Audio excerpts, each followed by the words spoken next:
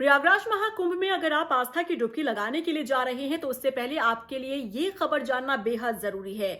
लगातार बढ़ रही भीड़ के बाद वहां पर किस तरीके के हालात हैं ये आपको बता देते हैं और अब क्या कुछ चेंजेस वहां पर हुए हैं भगदड़ मचने के बाद, ये आपके लिए जानना जरूरी है। नहीं तो अगर आप वहां पर जाएंगे तो आपको परेशानी का सामना करना पड़ सकता है। ये आपको सबसे पहले आपको ये बता देते हैं कि बीते रात 2 बजे किस तरीके से जो भीड़ पहुंची थी वहां पर मौनी अमावस्या के मौके पर आस्था की डुबकी लगाने के लिए, जो भीड़ वहां बेकाबू हुई, वहां भगदड़ मची और कई लोगों की जान गई है। ताजा अपडेट, जो ताजा आंकड़े सामने आ रहे हैं, जो ग्राउंड जीरो की रिपोर्ट बताती है, वो ये बता रही है कि 35 से 40 लोगों की जान चली गई है। हालांकि अभी राज्य सरकार की तरफ से ऑफिशियल इसे लेकर कोई भी स्टेटमेंट जो है वो सामने नहीं आया है कि कितने लोगों ने अपनी जान गंवाई है, लेकिन जो वहां से ग्राउंड जीरो रिपोर्ट बता रही है उसके हिसाब से 35 से 40 लोगों के शव वहां पर देखे गए हैं और ये आंकड़ा आगे और भी बढ़ सकता है।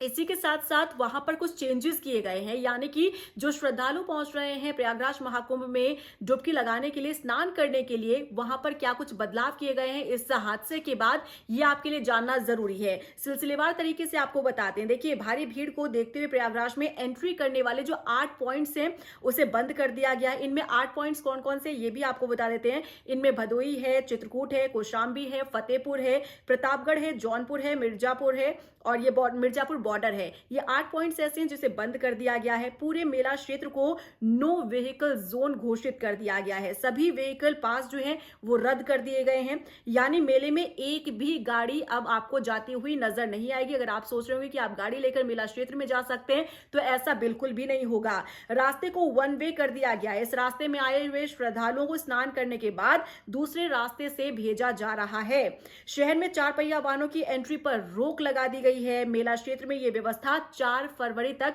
इसी तरह से लागू रहने वाली है। इसी के साथ यूपी सरकार में कैबिनेट मंत्री जो हैं उन्होंने भी अपील की है, साथ ही साथ सीएम योगी ने भी ये अपील की है कि जो श्रद्धालु जिस घाट पर हैं, जिन्हें जहां मौका मिल रहा है, आप वहीं पर स्नान करें। आप दूसरे घाट पर जाने की कोशिश ना करें, क्योंकि यहां पर जिस तरीके के हालात 2 बजे रात को बने थे वो इसी वजह से बने, क्योंकि संगम तट पर जाने की कोशिश जो श्रद्धालु कर रहे थे, अचानक से भीड़ वहां पर बढ़ी और करोड़ों की ये भीड़ थी और उसके बाद भगदड़ मची। कई लोगों ने अपनी जान गंवाई, कई लोगों का अस्पताल में अभी भी इलाज चल रहा है। ये भगदड़ कैसे मची इसे लेकर भी फिलहाल अभी तक कोई स्टेटमेंट सामने नहीं आया, लेकिन इसी बीच एक हैरान करने वाला स्टेटमेंट जो है वो एसएसपी की तरफ से भी सामने आया है। उनका कहना है कि किसी तरीके से कोई भगदड़ नहीं मची है, अचानक से लोगों की भीड़ बढ़ी, इस वजह से हालात जो है वो बेकाबू हुए हैं, जो कि हैरान करने वाला बयान है। हालांकि जो अपडेट हमने आपको दिया है, अगर आप प्रयागराज महाकुंभ जा रहे हैं तो आपके लिए ये अपडेट आपके पास रहना बेहद जरूरी है, नहीं तो आपकी परेशानी जो है वो बढ़ सकती है।